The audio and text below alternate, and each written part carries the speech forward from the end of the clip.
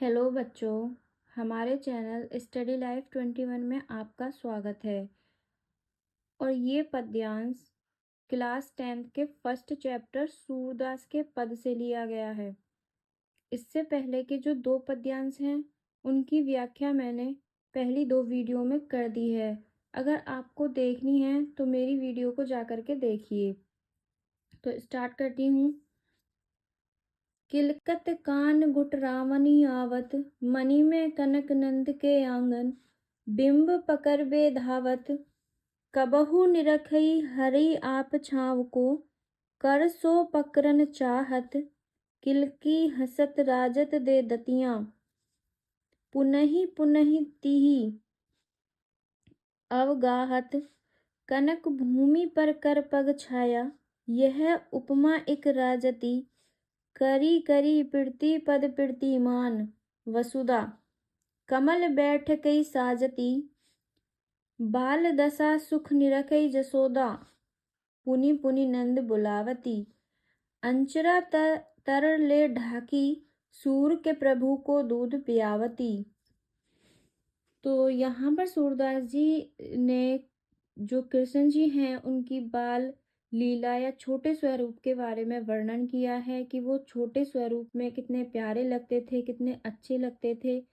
किलकत कान घुटरावनी आवत, किलकत मतलब किलकारी मानना, कान्हा मतलब कान्हा जी कृष्ण जी, घुटरावनी मतलब घुटनों के बल, आवत मतलब आते हैं। तो किलकारी मारते हुए कान्हा जी घुटनों के बल आते हैं। मणि में कनक नंद के आंगन, मणि में मतलब मणियों से भरा हुआ आंगन, मतलब आंगन जो है उसका जो फर्श है वो मणियों से बना हुआ है। कनक मतलब सोने का बना हुआ है।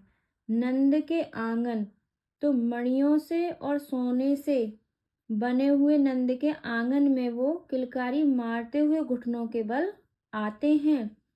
बिंब पकड़बे धावत, बिंब मतलब प्रतिबिंब या अपनी परछाई। पकड़बे मतलब पकड़ते हैं, धावत मतलब दौड़ना। तो अपनी परछाई को पकड़ने के लिए दौड़ते हैं। कबहु निरखई हरि आपू छाँव को। तो सूरदास जी कहते हैं कि कभी तो अपनी ही छाँव को निहारते हैं, देखते हैं। हरि है ना, कृष्ण जी अपनी ही छाँव को, उसमें अपनी ही परछाई को फर्श में देखते हैं।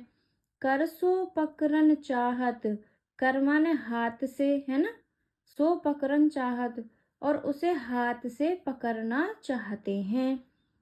किलकई हंसत राजत दे दतियां, और जब वो किलकारी मार करके हंसते हैं तो जो उनकी जो आगे की जो दतियां हैं वो मतलब दिखाई देती हैं और वो इतनी अच्छी लगती हैं, देखने में इतनी प्यारी लगती हैं। पुनि पुनि तिहि अवगाहत, तो बार बार उनको पकड़ने के लिए आते हैं। कनक भूमि पर कर पग छाया, यह उपमा इक राजति।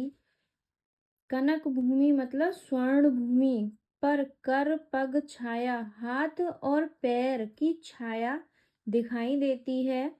यह उपमा एक राजति, और यह जो उपमा है, यह जो सब कुछ वहां पर दिखाई दे रहा है, तो जो वो है उपमा है उसकी जो शोभा है वो ऐसी लगती है। करी करी पृथ्वी पद पृथ्वी मानी वसुधा। सूरदास जी कहते हैं कि जैसे पृथ्वी पद मतलब प्रत्येक उनका जो पैर है, और पृथ्वी मणि, और वहाँ की एक एक मणि पृथ्वी पर जो लगी हुई है, एक एक मणि उनके एक एक पैर के लिए कमल की तरह आसन सजाती है। बाल दशा सुख निरखई जसोदा, पुनि पुनि नंद बुलावती।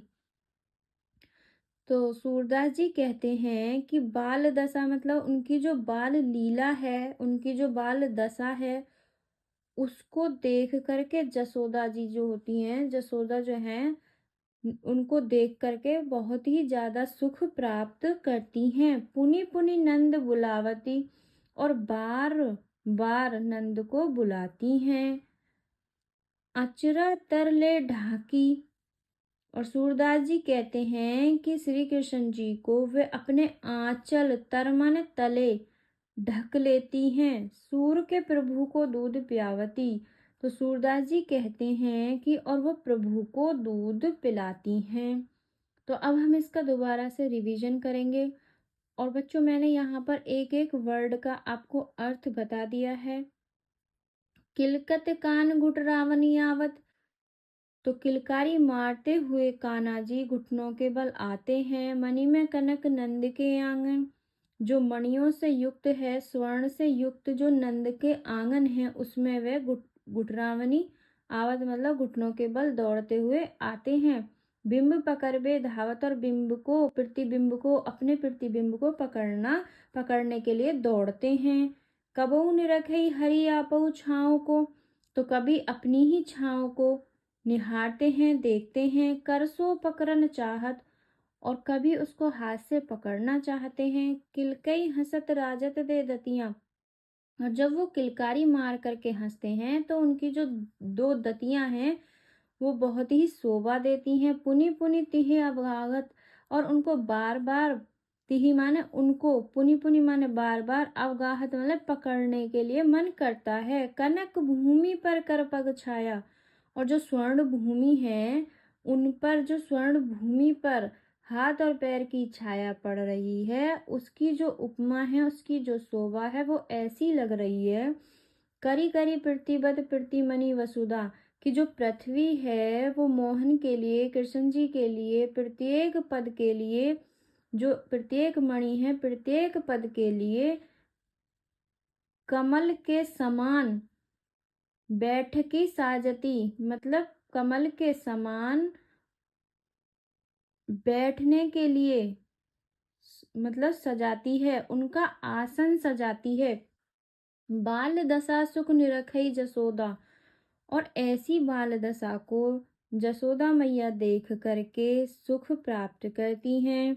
पुनि पुनि नंद बुलावती, और बार बार नंद को बुलाती हैं।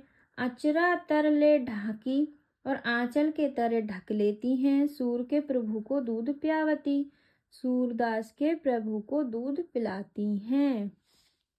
तो धन्यवाद बच्चों। अगर आपको यह पद्यांश समझ में आया है तो कृपया मेरे चैनल को सब्सक्राइब कीजिए, लाइक कीजिए एंड शेयर कीजिए। धन्यवाद।